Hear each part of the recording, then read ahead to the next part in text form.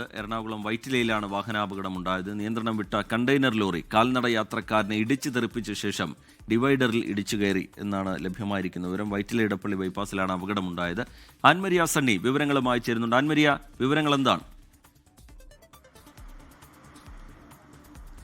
രാവിലെ ഒരു 6 മണിയോട് കൂടിയാണ് ഈ അപകടം ഉണ്ടാകുന്നത്. നമുക്ക് ഈ ദൃശ്യങ്ങൾ കാണുന്നത് പോലെ തന്നെ വലിയൊരു അപകടത്തിൽ നിന്നാണ് ഒഴിവായിരിക്കുന്നത് എന്ന് പറയാനായിട്ട് സാധിക്കും. കാരണം 6 മണി സമയം എന്ന് പറയുമ്പോൾ വലിയ തിരക്കുകളൊന്നുമില്ല.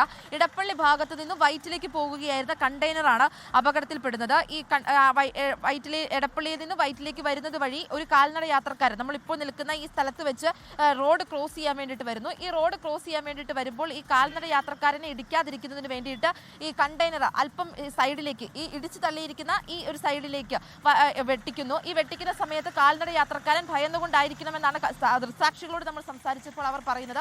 ആ റോഡ് പെട്ടെന്ന് ക്രോസ് ചെയ്യുന്നു. അങ്ങനെയാണ് ഈ കണ്ടെയ്നർ കാൽനട യാത്രക്കാരനെ ഇടിച്ചു തെറിപ്പിക്കുന്നതും ഈ ഡിവൈഡിലേക്ക് ഇടിച്ചു കയറുന്ന ഒരു സാഹചര്യം ഉണ്ടായിരിക്കുന്നത്. പക്ഷേ ഇവരുടെ രണ്ടുപേരുടെയും, അതായത് ഈ ഡ്രൈവറുടെയും അതോടൊപ്പം തന്നെ ഈ കാൽനട യാത്രക്കാരൻ്റെയും പരിക്ക് ഗുരുതരമല്ല എന്നാണ് പറയുന്നത്. നിസ്സാരമായിട്ടുള്ള ചെറിയ ചെറിയ പരിക്കുകൾ ഉണ്ടെങ്കിൽ പോലും അത് ഗുരുതരമായിട്ടുള്ള പരിക്കുകളല്ല എന്ന് പറയുന്നുണ്ട്. ഈ തൊട്ടടുത്തുണ്ടായിരുന്ന കടയിലെ ആളുകളും അതോടൊപ്പം തന്നെ ആ സമയത്ത് ഇവിടേക്ക് വന്നുകൊണ്ടിരുന്ന ആളുകളൊക്കെ കൂടിയിട്ടാണ് ഈ രണ്ടുപേരെയും ആശുപത്രിയിലേക്ക് മാറ്റിയിരിക്കുന്നത്. ചെറിയ തരത്തിലാണ് അപകട സ്ഥലത്ത് നിന്ന് വിവരങ്ങൾ പങ്കുവെക്കുന്നത്. എറണാകുളം വൈറ്റിലയിലാണ് വാഹനാപകടമുണ്ടായത്. കാൽനട യാത്രക്കാരനെ കണ്ടെയ്നർ ലോറി ഇടിച്ചു തെറിപ്പിച്ചു. കണ്ടെയ്നർ ലോറി ഡിവൈഡറിൽ ഇടിച്ചു കയറി.